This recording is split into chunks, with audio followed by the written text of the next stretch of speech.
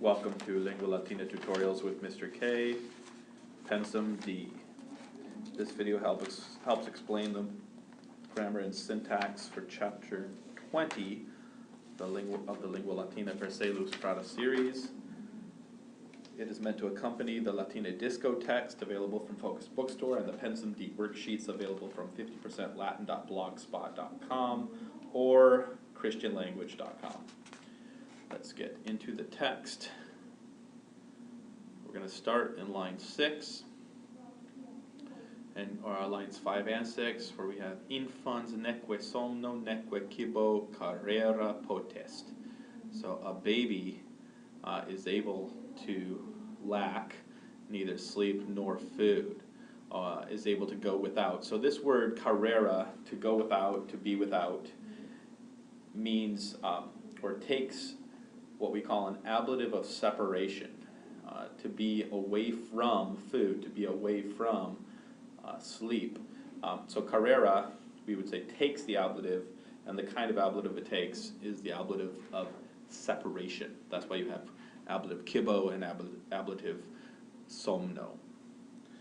The next new grammar and syntax feature is in line 21. You're going to find in this chapter that most of our new grammar and syntax has to do with a new tense of verbs, the future tense.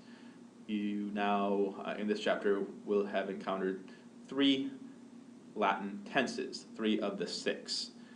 Present, imperfect, called a preterite here, and then the future tense in this chapter. So here we have said, post paucos menses novus infans in cunis erit. So, but after a few months, a new baby will be in the crib. So, erit here, a new form of sum esse. If you were looking erit up in the dictionary, you wouldn't find erit, you would find sum esse, sum in your standard Latin dictionary, esse in the Orberg dictionary. And it is simple future, will be, third person singular. To conjugate erit in the in all 3 persons and 2 numbers, you would have ero, eris, erit, eremus, eritis, erunt. That is the conjugation of sum in the future. In line 22, just the very next line, we see another future tense, another future verb. Aemilia rursus parvulum infantem habebit neque cunae vacuae erunt. Okay, Amelia again will have a little baby, and the crib will not be empty. Vacuae. So notice that we have habebit here from habera. So if we were going to look this up in the dictionary, we would look under habeo, habera, and habebit, so it's a second conjugation verb. Notice that the future tense will have, adds a bit with the personal ending t on the end, bit. So if we were going to conjugate habebit fully, we would say habebo, habebis, habebit, habebimus, habebitis, habebunt.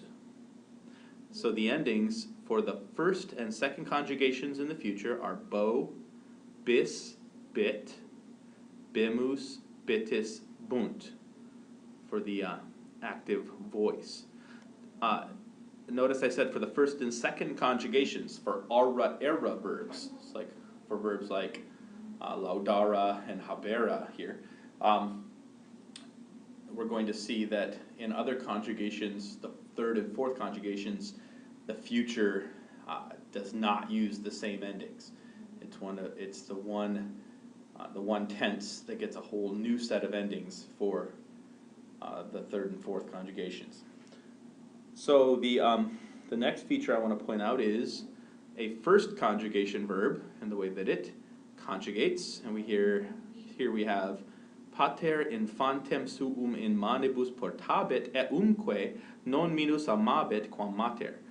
So the father will carry his baby in his hands, and he will love him not less than his mother does. So we have two verbs here that are both first conjugation, portabit and amabit. Portabit from the dictionary form porto portare, and amabit from amo amare.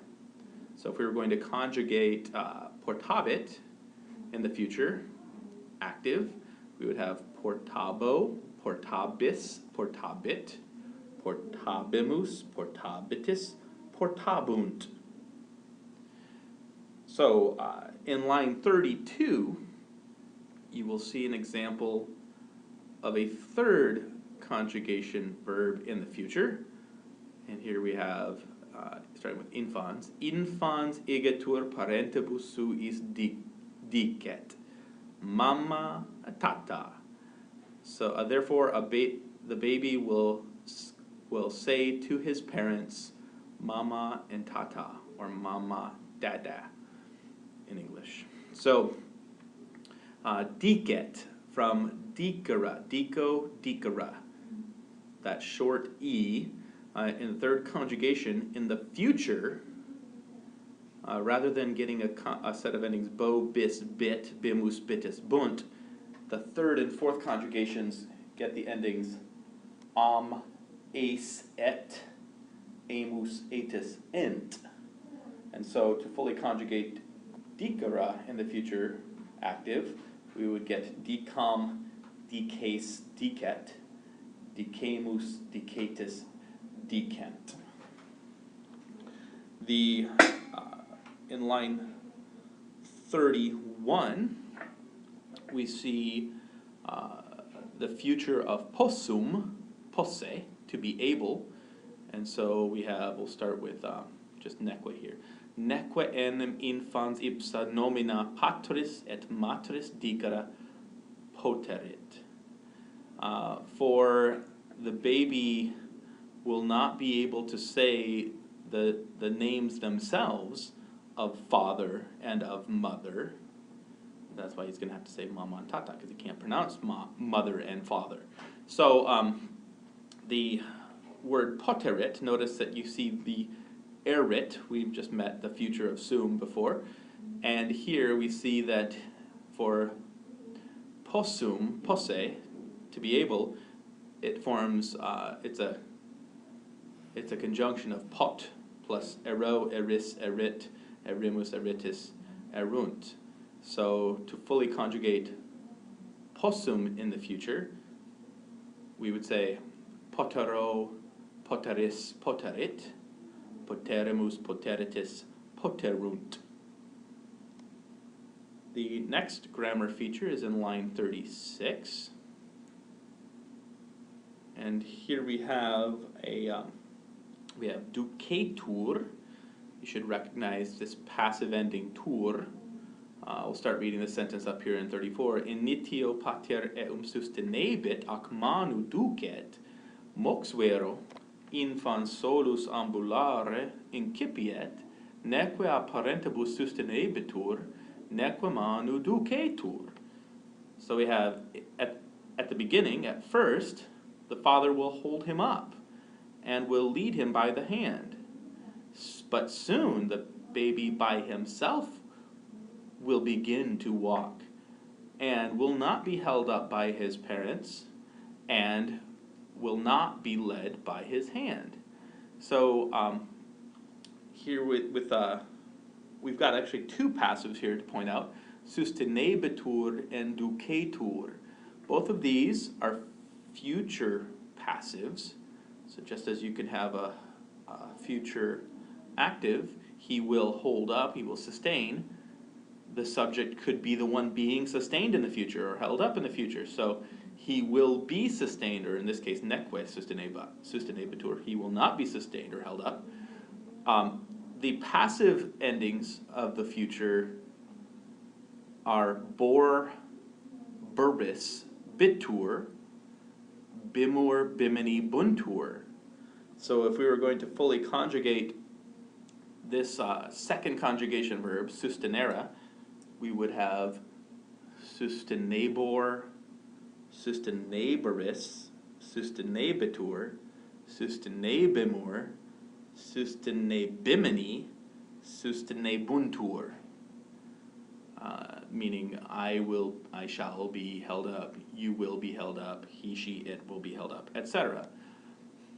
So the same rule that applied to the first and second conjugation and third and fourth conjugation in the future active, where you had bobis, bit, bimus, bitus, bunt for the first and second conjugations, and then ace, et, amus, atus, ent endings for the third and fourth conjugations, you also get the same rule applying for the future passive for the first and second and third and fourth conjugations. So while first and second is bor, buris, bitur, etc., the future passive for the third and fourth conjugations, here with the example of ducera, are eris, atur, amor, amini, entur. So we're adding aris, tur, mormini, entur to our ace, et, amus, atus, ent. So we end up with, if we're going to fully conjugate ducatur, we would have ducar, ducaris, ducatur, ducamor, ducamini, ducentur. For I will be led, you will be led, he, she, it will be led, etc. Okay, the next feature that I want to point out is in line 55. And it is our irregular verb volo and nolo. Okay. Ego alteram filiam habera volo, plures quam duos filios nolo. So Amelia says, I want, volo, to have another daughter. I don't want, nolo, to have more than 2 sons, duos filios. So volo and nolo have irregular conjugations, and you see in the margin that the first, second, and third person singular for volo are ego volo, to vis, is vult, volo, vis, vult. If we're going to do the plurals for volo, we would have volumus, vultis, volunt. So the full conjugation, volo, vis, vult, volumus, vultis, volunt. Nolo follows this pattern somewhat, but breaks it at a couple points. So whereas volo, which has the infinitive velle, to want, V-E-L-L-E, nolo, the infinitive is nole, to not want, and its conjugation in the present active indicative is nolo, non vis for the second person, non vult for the third person, nolomus, non vultis, nolunt. So nolo, non vis, non vult, nolomus, non vultis, nolunt. Notice that for the second and third person singular, you get 2 words, non vis and non vult. And then also for the second person plural, you get non vultis. The rest of them are combined forms and look more like their parallel form of volo. The next feature that I want to point out also has to do with nolo, to not want, and it is the way that you form a negative imperative. We've learned before how to form the regular positive imperative, do something, where we just take the stem of the verb. Take, for example, love, amare, take off the re, and we command someone love, ama. And if we want to the plural, we just add te, amate, you guys love. If we want to do the same thing in the negative, if we want to command someone to not do something, don't love, what we would do is we use the imperative of nole, to not want, which is noli in the singular and nolite in the plural, and then add the infinitive.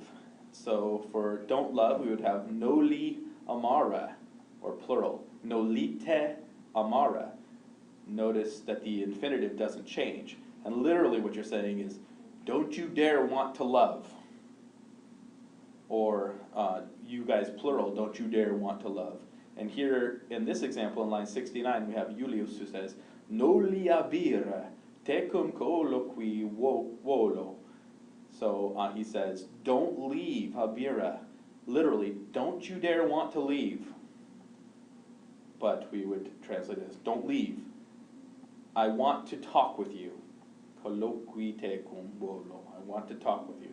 So the noli plus the infinitive is the way that we form negative commands in Latin. In line 124, I'm going to skip ahead a little ways and look at our example sentence here with Amelia saying, O miseros nautas qui numquam domum revertentur. So, oh wretched sailors who will never return home. Domum here, the accusative of domus, fourth declension noun, is a motion toward accusative. It's showing because they won't return to home. Direction toward is always shown by the accusative case, and so this is an accusative of motion toward, just as we saw earlier with Tusculum and Romam, to Rome and to Tusculum. Another form, a very common form of domus, is found in line 127, and here we have ego laetor quod pater meus nauta non est, at domi apud nos manera potest. So Julia says, I am happy because my father is not a sailor and is able to stay at home with us. So domi here, in domo suo, in our home, at home. This is very common use of domus. It's called the locative genitive. It's a genitive form, but it is irregular because it's even this is in the fourth declension, or domus is, but it has this irregular locative form. And so at home is domi.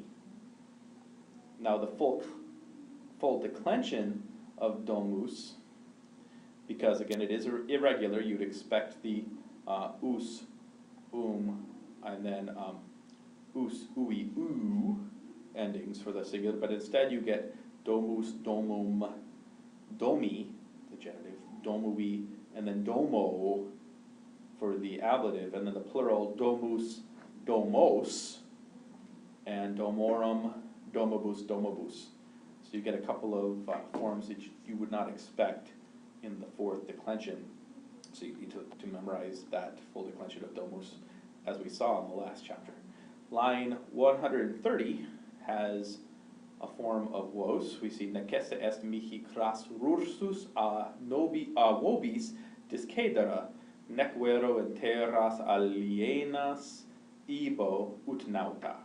So it is necessary for me to leave you guys again tomorrow, cras. Nec vero, but I will not go into other or foreign countries or foreign lands like a sailor would. So we have here vobis, which is the ablative of vos. So if we're looking this up in the dictionary, we look under vos, and it's the ablative with the preposition a, from you guys. I won't leave you guys. We see in line 136 the parallel similar form to vobis. We see nobis coming from nos. Vobis from vos, nobis from nos. Nos meaning we or us. And here we have the negative command, Julia saying, Nolia nobis discedera, don't leave us, don't go away, a nobis, from us, ablative of separation. And nobis, in the dictionary, if you're looking up, you would look under nos, and the full declension of nos would be nos, nominative and accusative the same. Nostrum nobis nobis. For vos, it would be vos, vestrum vobis vobis. Okay, the last feature that I want to point out is here in line 131. So we'll start up here. Well, we just read the sentence where he said, "But I will not go into foreign lands." Ibo. Remember that ira, the verb to go, eo, ira, in the dictionary either is going to be under eo, I go, or ira, to go. And the conjugation in the future of ira follows the pattern of a first or second conjugation verb. So it adds bo, bis, bit, bimus, bitus, bunt to a long I. So it is ebo, ibis, ibit, ibimus, ibitus, ibunt. I will go, you will go, he, she, it will go, we shall go, you will go, they will go. Okay, so those are all the new grammar and syntax features for chapter 20.